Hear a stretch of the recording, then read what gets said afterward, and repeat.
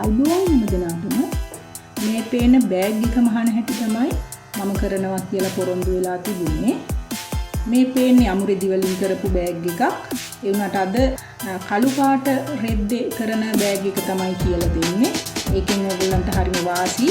ඒකට මම ලයිනින් දාලා ඒ වගේම කළු රෙද්දේ ෆැබ්‍රික් පේන්ට් වලින් පේන්ට් කරන හැටි කියලා දෙනවා. ඒකට විශේෂිත ක්‍රම තියෙනවා. ඒවත් එක්ක තමයි කියලා දෙන්නේ.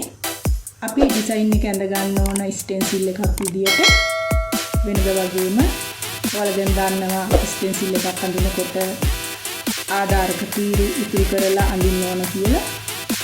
මේ අඳින්නේ A4 sheet එකක සරල රෝසමල් ඩිසයින් එකක්. ඒක තමයි අපි බෑග් එකට යොදා ගන්න යන්නේ.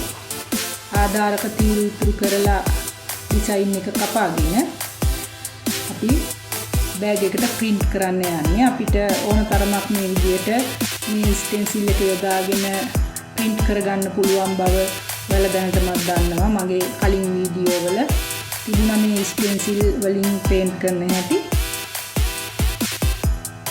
සරලව ඇඳ ගන්න. මේ සැරසිල්ලම අවශ්‍ය නැහැ. ඔයාලට කැමති සැරසිල්ලක් ඇඳලා ස්ටෙන්සිල් එකක් විදියට ඒක හදලා ගන්න පුළුවන්.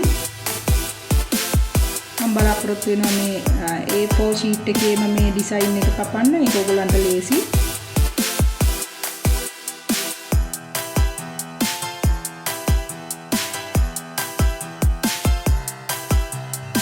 ඊළඟට මේ අඳගත්තු ඩිසයින් එක ඔය තියෙන්නේ පේපර් කටර් එකක් භාවිතා කරලා ලේසියෙන්ම කපා ගන්න පුළුවන්.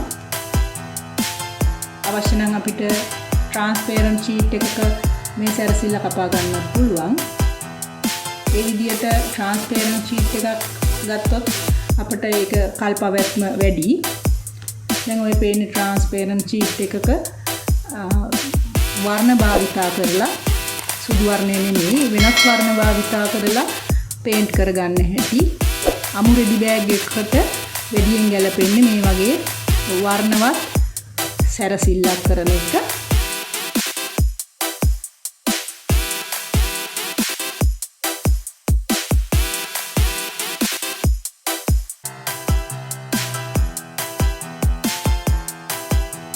ඊළඟට අපි බලන්න කළු රෙද්දේ print කරන්න මම ගන්නේ අර කඩදාසියෙන් හදලා ගත්තු ඩිසයින් එක.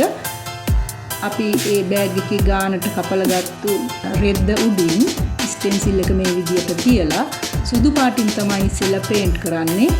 හැබැයි විශේෂත්වයක් තියෙනවා සුදු පාට එහෙම paint කරාට ටිකක් උරා ගන්න ගතිය වැඩි. ඒ හින්දා අපි එක සැරයක් paint කරලා ඊට පස්සේ ඊළඟට ආයි සැරයක් වේලුණාට පස්සේ ආයි සැරයක් ඒක උඩින් paint කරගන්න සිද්ධ වෙනවා. එතකොට තමයි වර්ණය හරියට එන්නේ. අපිට අවශ්‍ය නම් මේක උඩින් වෙනත් වර්ණ දාගන්නත් පුළුවන්.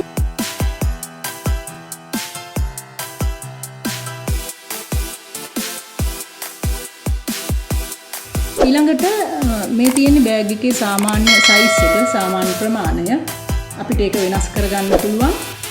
මේකට ලයිනින් එකක් අවශ්‍ය වෙනවා.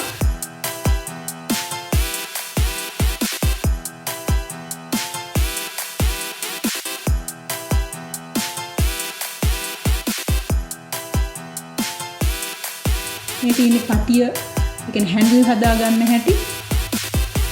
ඒක නමලා අයන් කරලා අරගෙන හැන්ඩල් දෙක මහන එක ලේසි.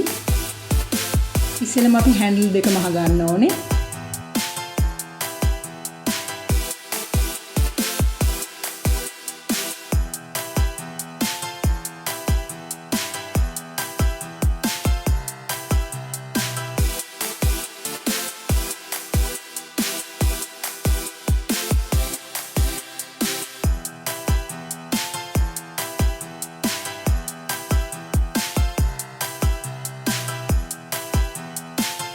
අපි සාමාන්‍යයෙන් පටිය යොදා ගන්නවා අඟල් 15ක් වගේ දිගක්. අවශ්‍ය නම් ඒක වැඩි කරගන්න හෝ අඩු කරගන්න පුළුවන්. මේ තියෙන්නේ ලයිනින් එකට පටිය අපිට අවශ්‍ය තැන් මාක් කරගන්න හැටි.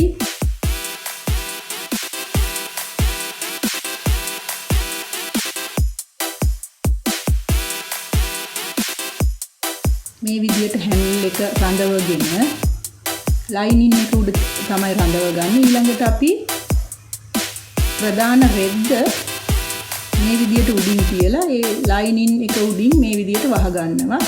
එතකොට අපේ හැන්ඩල් එක තියෙන්නේ ඇතුලේ. ඔය විදිහට දැන් මෙතනින් මහ ගන්න තියෙන්නේ. අනිත් පැත්තත් එහෙමයි. මේ පැත්තේ හැන්ඩල් එක ඒ වගේ හදලා එතනිනුත් බෑග් එකේ විවරණේ එතන එන්නේ. එතනිනුත් මහ ගන්න ඕන.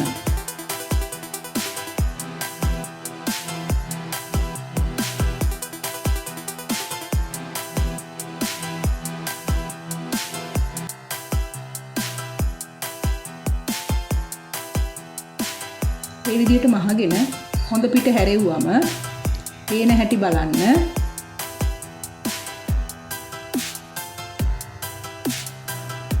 අපි එහෙම හොඳ පිට හරවලා එතනින් අවුට්ලයින් කරගන්න ඕනේ. එතකොට තවත් ශක්තිමත් බවක් වැඩි වෙනවා. බෑග් එකේ ඒ නීට් එක පිළිවෙලත් වැඩි වෙනවා. දැන් මේ තියෙන්නේ අවුට්ලයින් කරපු බෑග් එකේ විවරය කොටස. ඊළඟට අපිට තියෙන්නේ බෑග් එකේ සයිඩ්, ඒ කියන්නේ දෙපැත්ත මහ ගන්න එක. අපි ආයි කන පිට පැත්ත හරවලා අයින් දෙක මහලා අවශ්‍ය නම් ඕවර්ලොක් කරගෙන ඉවර කර ගන්න ඕන. ඊළඟට තව විශේෂත්වයක් තියෙනවා මේකේ. බලන්න බෑග් එකේ පහළ අපි ගන්න ඕන කොටු හැඩයක්. එතකොට තමයි අලංකාරය වැඩි වෙන්නේ. ඒ වගේම භාණ්ඩ දැන් අපි සාමාන්‍ය පොත් දාන්න වගේ ඒවට ටිකක් වැඩි ඉඩකඩක් ලැබෙන්නේ ඒ විදිහට කොටු හැඩයට මහගත්තොත්. ඒක සාමාන්‍ය අඟල් දෙකක් වගේ අපි ලකුණු කරලා හොඳට බලා ගන්න එක කරන හැටි මාක් කරගෙන ඊළඟට එතන මේ වගේ හරහට මහ ගන්න ඕනේ.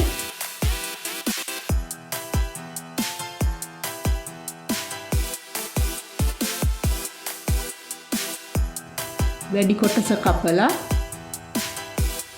ඒක ඕවර්ලොක් කරගන්න. මේ තියෙන්නේ බොක්ස් හැඩය හැදුනම පේන විදිය. ඒකෙන් බෑග් එකට අලංකාරයක් වගේම බෑග් එක පරිහරණයේදී පහසුවක් ලැබෙනවා.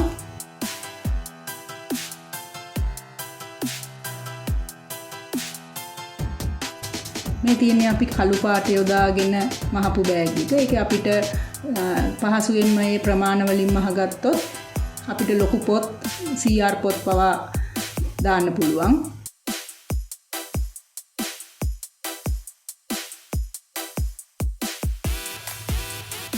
ඊළඟට මේ තියෙන්නේ අමු රෙදි වලින් කරපු බෑග් එකක්. ඒකට මම ලයිනින් දාලා නැහැ. අමු රෙද්ද ටිකක් ඝනකම වැඩි නිසා ලයිනින් අවශ්‍ය වෙන්නේත් නැහැ.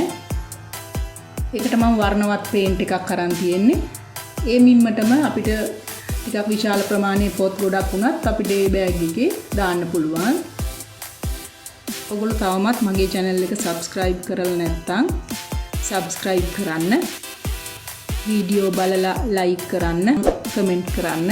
ඒ වගේම ඔයාලගේ යාළුවන්ටත් බලන්න වීඩියෝ share කරන්න. ඊළඟ දවසේ අපි කියා දෙන්න බලාපොරොත්තු වෙනවා මේ වගේ free hand, ඒ කියන්නේ නිදහස් අතින් කරන මල් මෝස්තරයක් සූදානමින් ඉන්න හැමෝටම සුබ දවසක්.